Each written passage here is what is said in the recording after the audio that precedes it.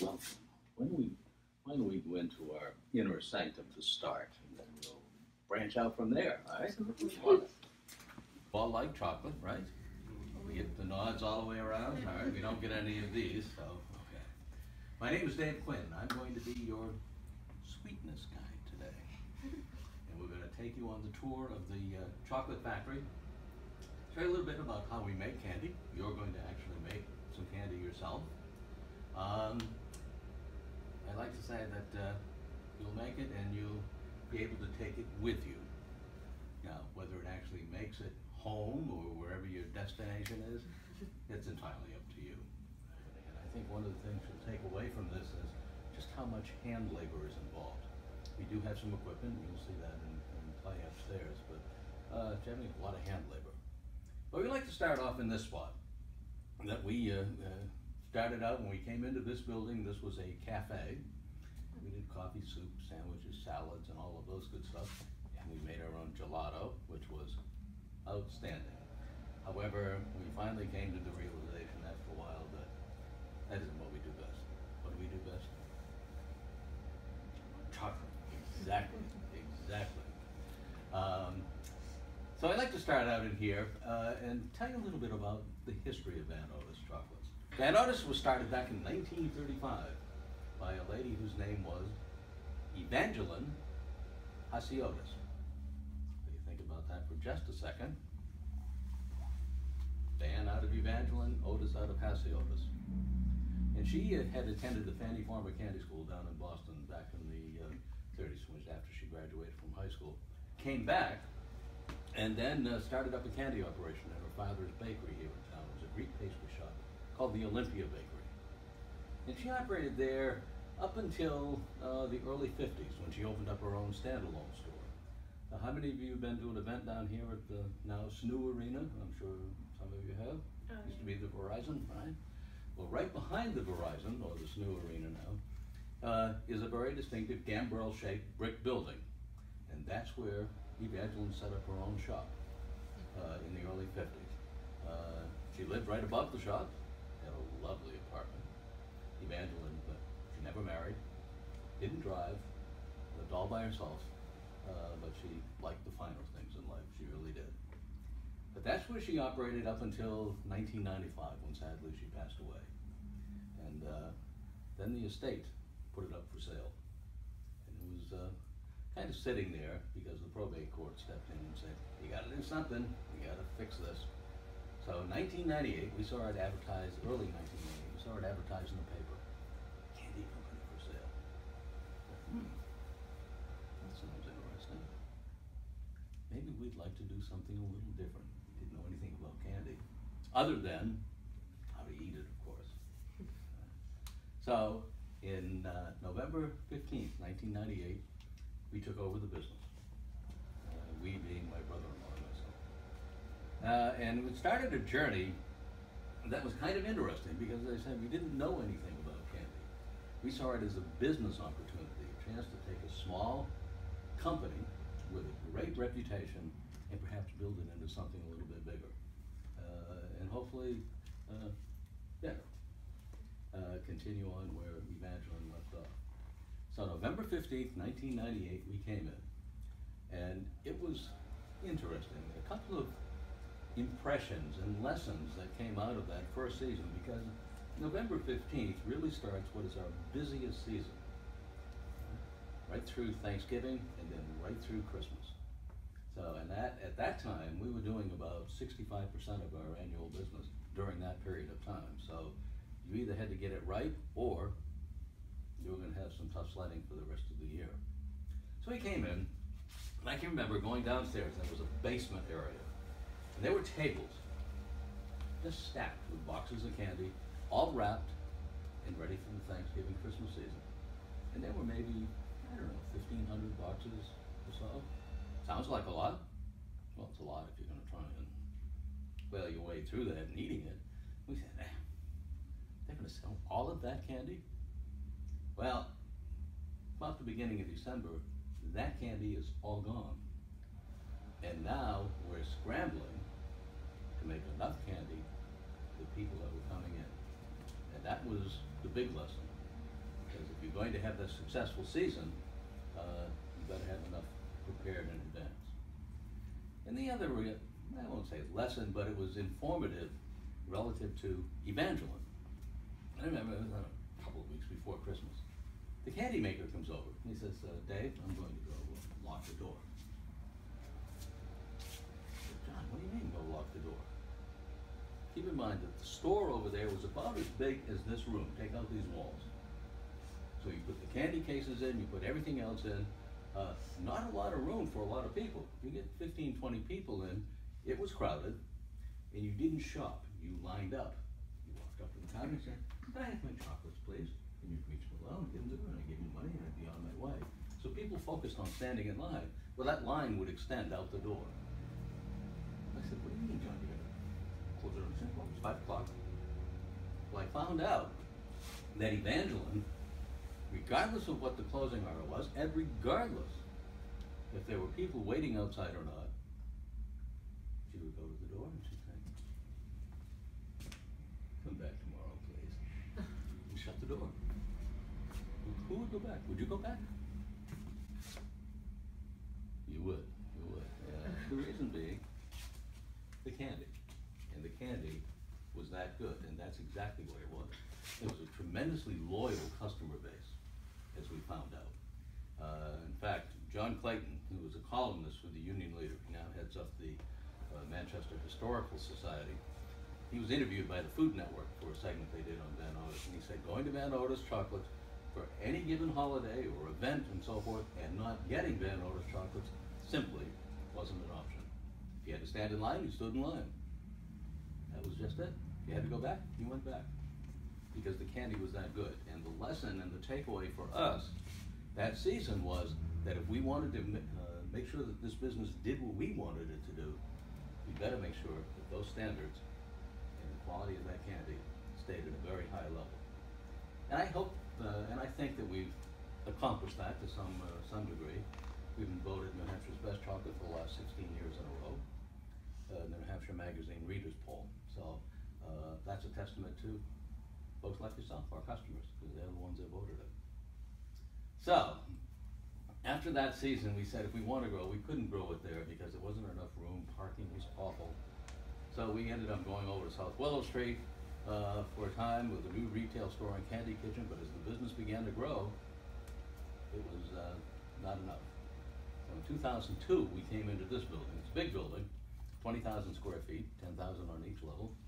And we, as you do with most things, you get enough space, what do? You fill it up with stuff. That's what we did, which really meant that we weren't as efficient as we should be.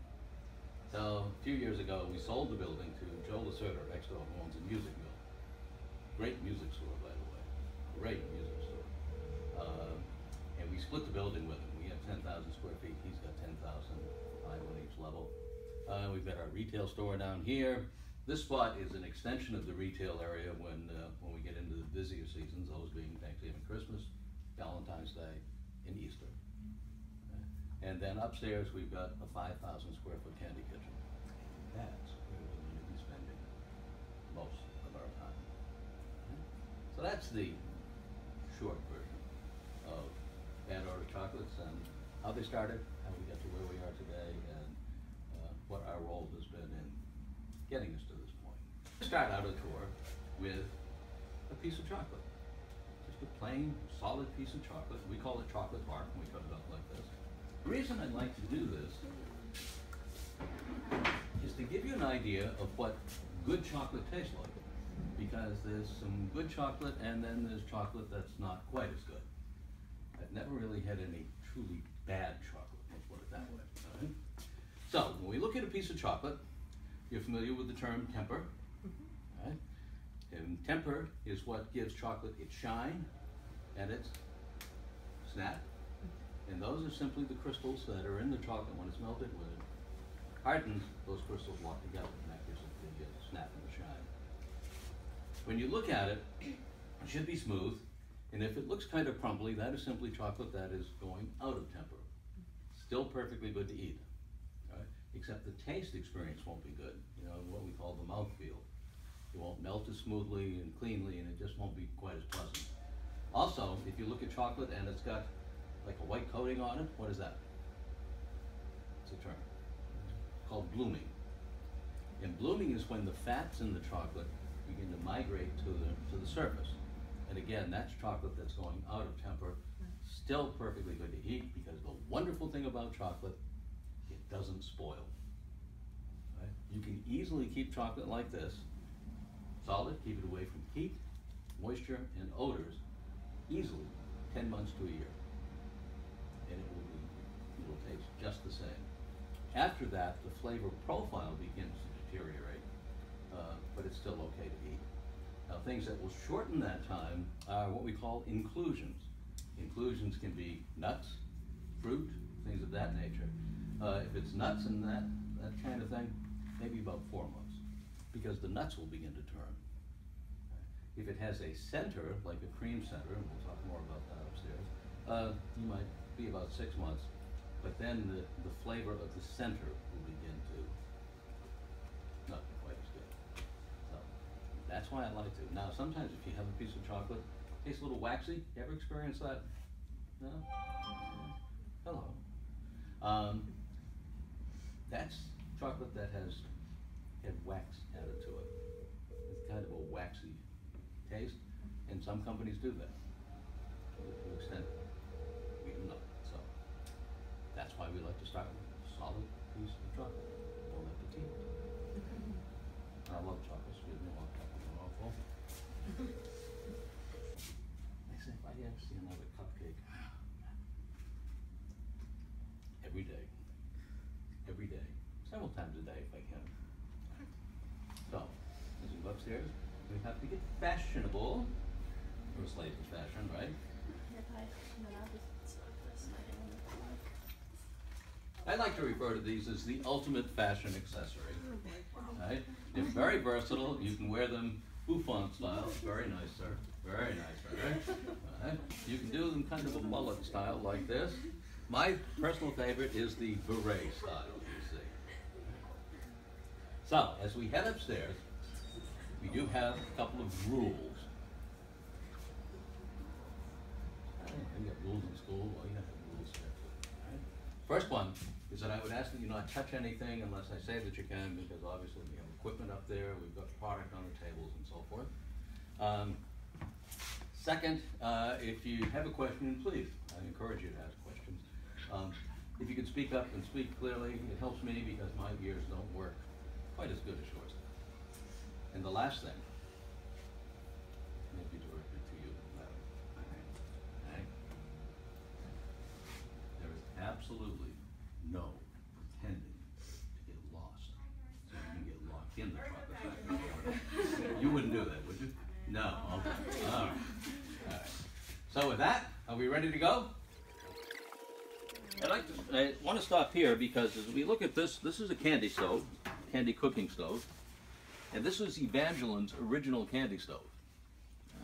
And it was a stove that we used when we took over the business. We still use candy stoves like this. They look almost identical. Some changes, the gas controls and the burner assemblies and so forth have changed. But they haven't really changed much over the years. Copper kettles, almost exclusively use copper for the cooking. The reason being, copper distributes heat very, very evenly. No hot spots. And obviously, a lot of money tied up in copper. It's a very durable metal. We look here, we have the fruit of the cacao tree, cocoa beans. And when this is the process for actually making chocolate, and we don't do that here. In fact, almost all of the candy companies in the United States do not make their own chocolate. We'll show you how we get it. But these are cracked open, and inside are what they call the nibs. And then the nibs go through a grinding and milling process to make it very, very fine. And that's what actually the chocolate is actually made out of. Right? And all of it starts this way. And the whole process, I don't know how much you get into the harvesting of that and the cocoa pods. Just a little bit. We went through some of that. Yeah. It's looks sort of like a small football. Yeah. All right, and then you open it, it's like a squash inside almost, and then you've got the beans that are then roasted and so forth. Again, the harvesting of that is that's very labor intensive. Right? Sometimes you'll talk about where the sourcing of these, and almost all chocolate is blended, meaning you get beans from different sources. You have some that they call plantation chocolates, meaning that the chocolate is made specifically from the cocoa beans from that particular plantation. It has some appeal to it. I'm not sure if the chocolate's any better. Quite frankly, I don't think so, but it certainly is a marketing and sales point. So, all right? All right.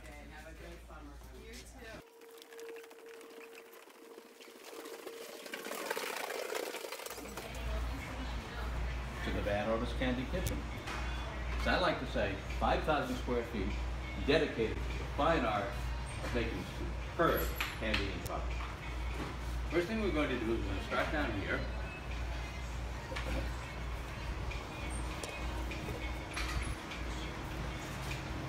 Kind of gather around that table.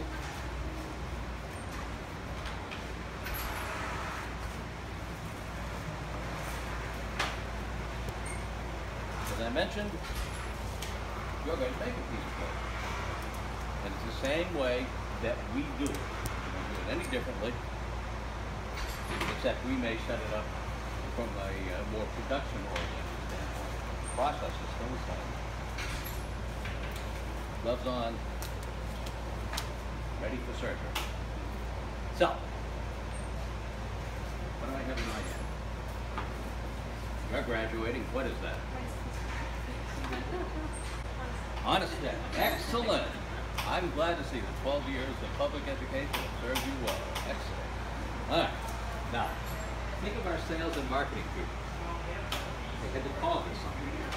And a Rice Krispie treat on the stick just isn't very, kind of dull. So what do you think we call it?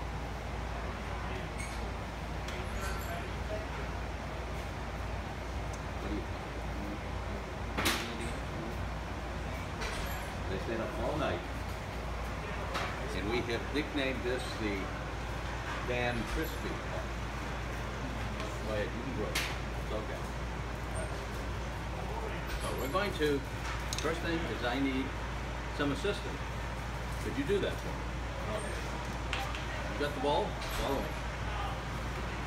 Now, just kind of scoot down and hold on. So I'm going to fill this with chocolate, and it's going to get heavy. So, you ready?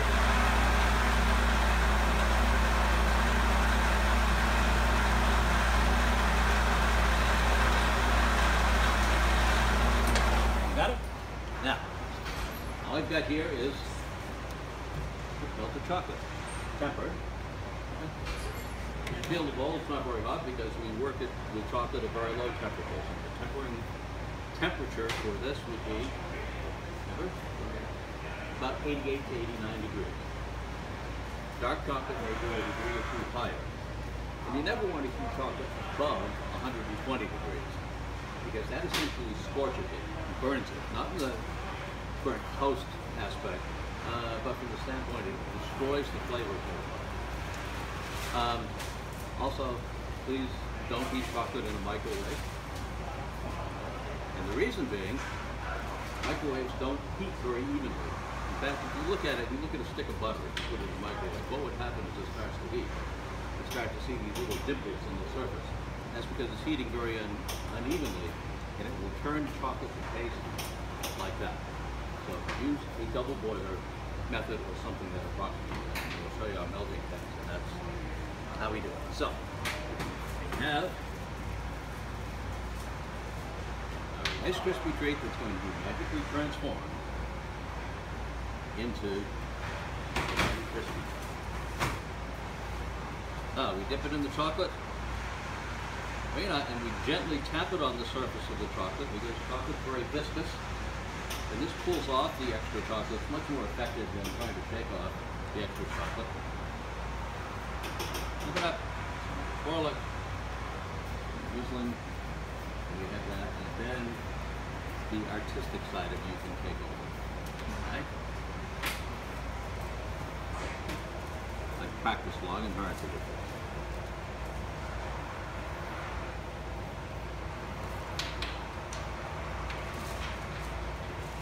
Not one of my better efforts, unfortunately.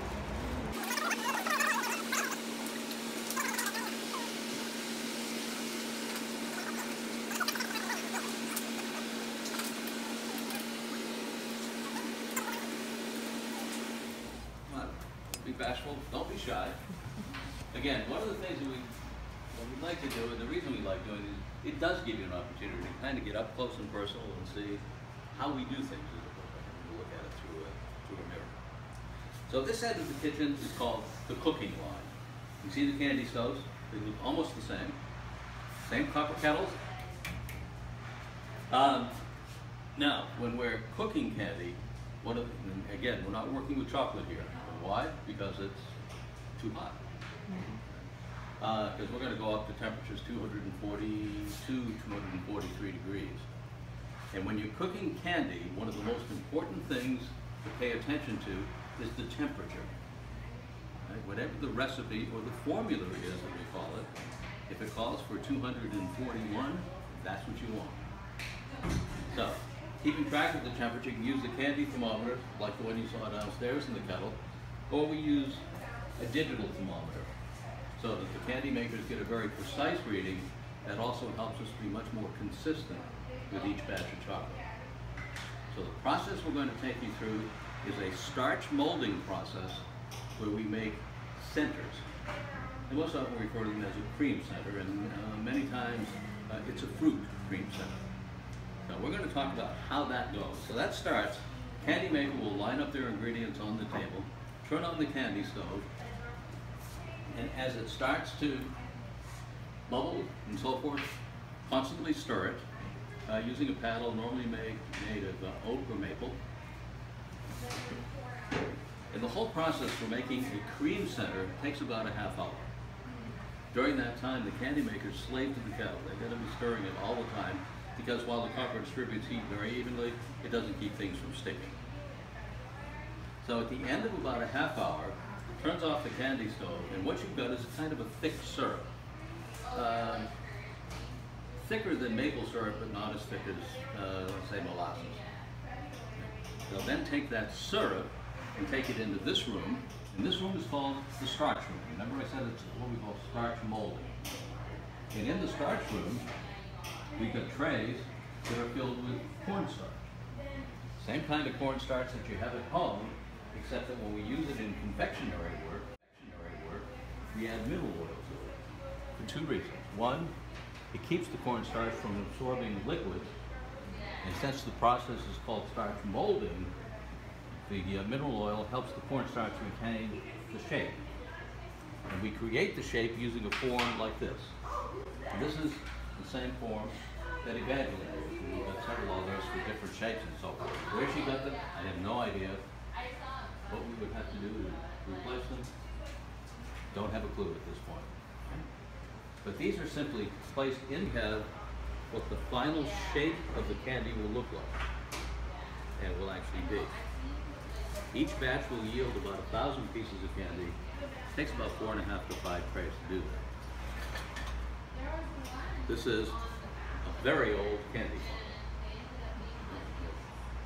farm. As up there, I'm not sure what the metal that's used here, but it obviously is not stainless steel. But it's lasted for a long time. So we'll put the syrup into the funnel, then using a dowel to keep it from coming out. The candy maker will then take this, go into the starch room, and begin to fill each cavity with approximately the same amount of syrup. And it's all done by eye. And it's actually a skill that's very difficult to learn. Because instead of just lifting up the dowel and letting the syrup flow out, they're lifting up the dowel and forcing out the amount of syrup that they want. And when they're all done, it really is kind of interesting that there is very little variation in the quantity in each cavity. Hand-eye coordination, that's what's going on. These will then sit overnight. In the morning they'll come in and they'll simply lift out the pieces out of the cornstarch, put them on a screen, and using a brush will get rid of the extra cornstarch. The centers, which look now just like this, are now ready for the next step in the process, which is called the enrobing step. Fancy word for dipping. But that's what you were doing with the Rice Krispie treats. You were enrobing them in chocolate. Now all of this used to be done by hand, literally. Where we take the center and dip it and put it on a tray. Kind of unique to watch. Also, it is a skill, but it's not very efficient. The hand dipper could do maybe 30, maybe 40 pounds of chocolate a day.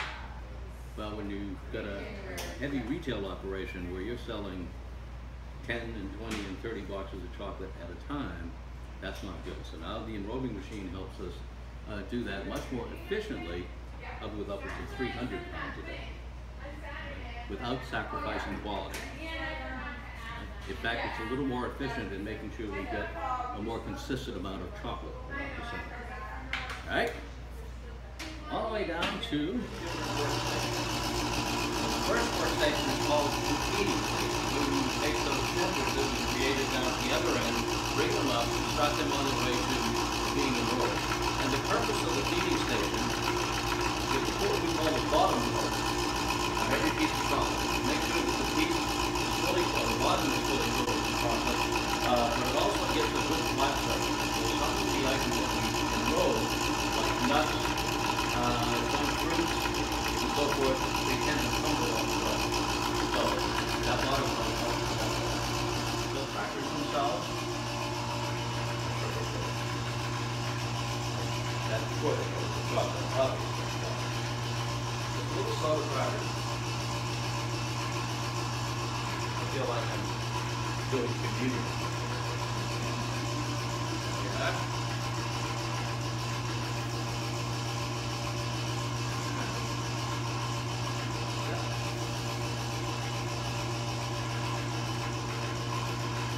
The feeder will simply start here. Drop it on the belt.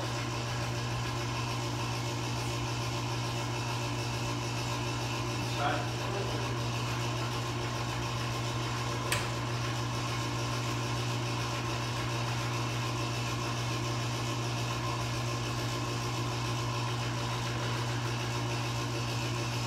And they'll travel across this belt, which is actually a cooling plate. And that causes the bottom coat to harden up. Now, as it comes down to this end, this is where the actual enrobing takes place. You've got a chemical hold about 75 pounds of chocolate, right? That's rotating, and that rotating action helps keep the chocolate at temper. This also is a heat source to keep it at the appropriate temperature. You've got a stainless steel chain that brings the chocolate up from the hill into this funnel-like device, which creates the curtain of chocolate. And as it exits that, you can see this wire belt going up and down. That's the same thing that you were doing down there when you were tapping it. It's getting rid of the excess chocolate, but also helping the chocolate conform to the shape of the cake.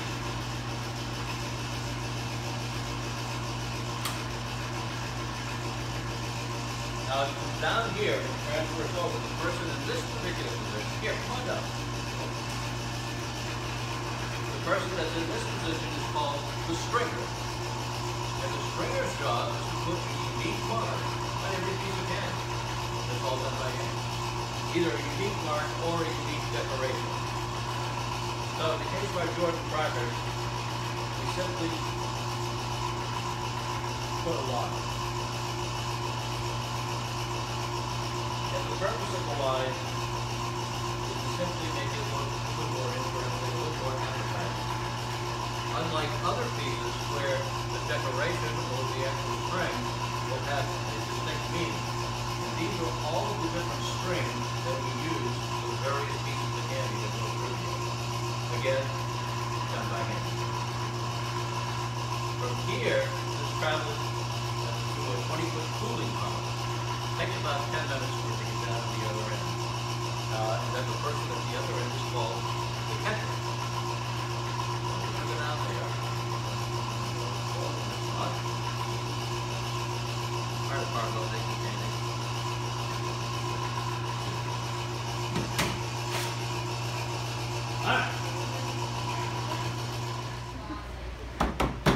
gather around the table. Now, as I mentioned, the person in this position is called the catcher. And the catcher's job is to take the pieces as they come off the line, put them into a candy cup, and put them into a box. Sounds easy? Pretty simple, huh? So, all right, hit it. Move pretty slow. Take our time, relax. Oh, we have some time. Well, sometimes it's that simple, sometimes it's not quite that simple.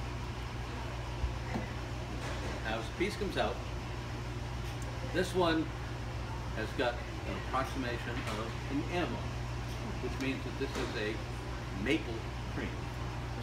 So the catcher will take this, put it in a candy cup, and put it in a box. Has to be neat, equal number in each row and column. Well, this can be done. Now the catcher's job is also one of quality control, where they're looking at each piece, making sure that the piece is fully coated in chocolate, that we don't have any pinholes or anything like that, that we don't get any excess puddling, as we call it. Those pieces they might have to set aside, and I know it would be shocking to believe that they might have to eat a piece of chocolate, but they do. In fact, we actually encourage the people that work here to sample as much as they want, because when we're doing a batch like this, it's better that we find if there's an issue with this for me.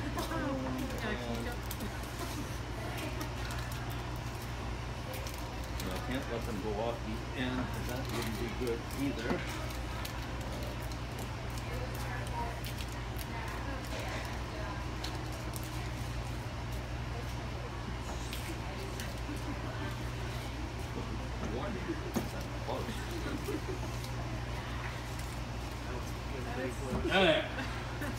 What's that? Thank you, thank you. I appreciate that, because that keeps me out of trouble. All right. So, a lot of times, what affects the catching speed, a lot of times would be the density with which the feeder packs it on the line. Sometimes we'll put them real close, so if there's just one person down here, they're really going to work very quickly. A lot of times, to speed up production, we put two people on. But if that feeder wants to get whoever's down here really working, they get to swap out. So all we do is we put it in, as we're neat. We'll then take a wax liner, and a piece of cardboard, and we're ready to start the next layer. And when it's all filled, put a cover on it, label it, and that's what goes up on those shelves. And those will go over onto the packing line and also downstairs into the retail store. So that's our process for making a cream center. Went through the cooking process, went into the starch room, and then down here for the actual enrobing, where we had the feeder, the stringer, and the catcher. This machine can be used to coat almost anything you like in chocolate. Saw the crackers, we do the centers, we do fruit, we do nuts. In fact, there's a company down in Pennsylvania. They'll take little cubes of cream cheese. You ever had a party dip where they take a block of cream cheese and put like red pepper jelly on it?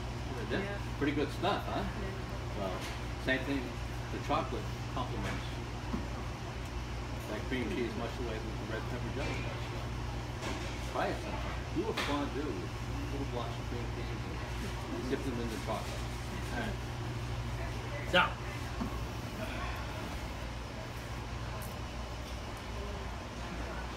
what we've got here, the eyes, yeah. What I've got here is actually a big candy bar. But this is how we get our chocolate. Right? As I said, we don't process the cocoa beans ourselves. So we get it from companies, there may be 7 or 8 companies in the United States that produce chocolate from the cocoa beans, and then it's distributed to candy companies like us. Get it in 10-pound blocks, 50-pound cases, which we then will put into melting tanks and so forth. So, we use a very high-end chocolate. The brand is called Peters, which actually originated over in Switzerland. At one point, it was owned by Nestle. They eventually sold it off, and now it's manufactured in this country by Wilbur Chocolate. Same chocolate. This is the highest end, called Ultra. We do the same with the dark chocolate and the white chocolate. It does make a difference. And one of the things that these companies are very good at is the consistency of flavor. And believe me, customers understand that and they know that.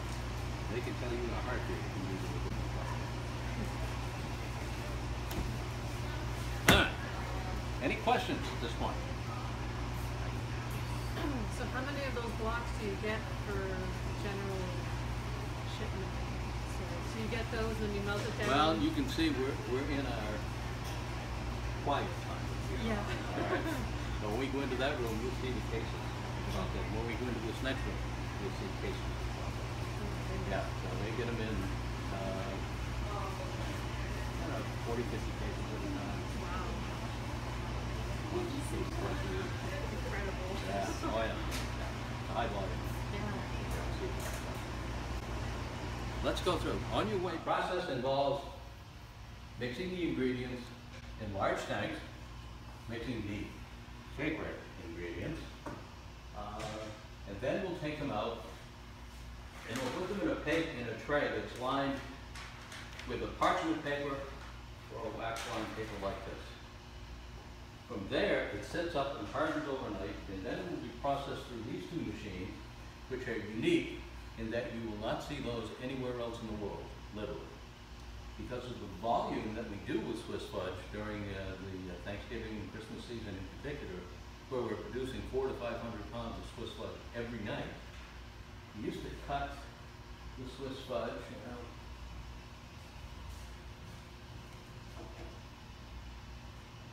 they put them away, so they didn't want me to hurt myself playing with them, but we used a hook knife like this, and we used to cut them by hand. Cut them all this way and then that way. Very tedious and very time consuming. So those machines were built specifically for us because of that volume. And it has lessened the time that it takes to cut, and it gives us much more uniformity in terms of the pieces that we get out of it. Would you like to try some Swiss Fudge? You would. So please, go right ahead.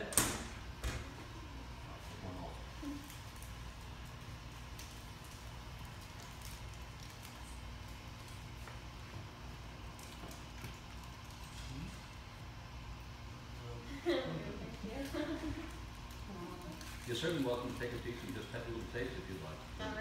Okay. What do you think? Good stuff? Incredibly creamy.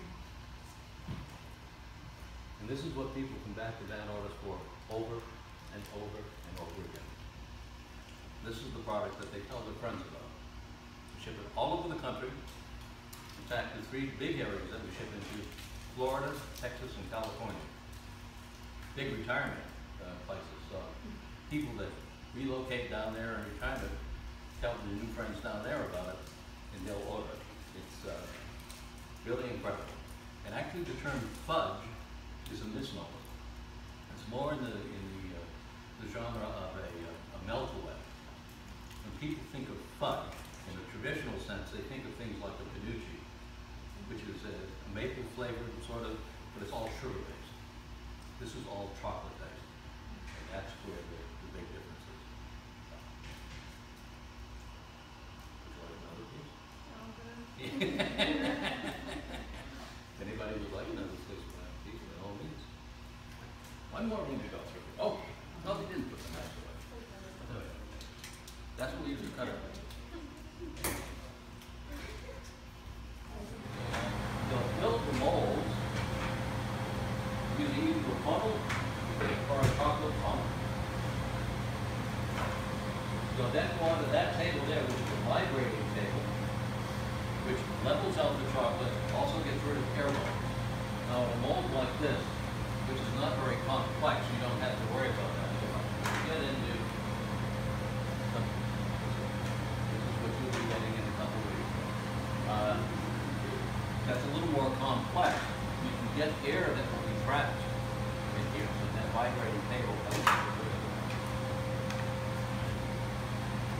then you put in the refrigerator to firm up, then remove from the bowl. And this is part of that 30,000 bar order that I mentioned about there. They will be going crazy with these, and everybody that's had an opportunity to work on this project, they say, I love making this candy bar. And this is pure stuff. Pure stuff. It's not by hand. When they get into the milk chocolate bar, they have a nozzle assembly that will fill all of that, will dispense and meter the amount of chocolate going in there. You're filling these with the funnel, right? Yeah. So it takes some time to do that. We've got literally thousands of different molds for every holiday, every event, different occasion. We'll also do custom molds. Companies will come to us and want to have their logo reproduced in chocolate, and we will do it for them. So, look at this table here. This is Evangeline's original work table. It's marble, and marble is used extensively in candy making because it's a great heat sink. You put chocolate on it and so forth for candy, it hardens up very, very quickly, or sets very quickly. Particularly when you're doing the bark, like you had downstairs, these work very, very well.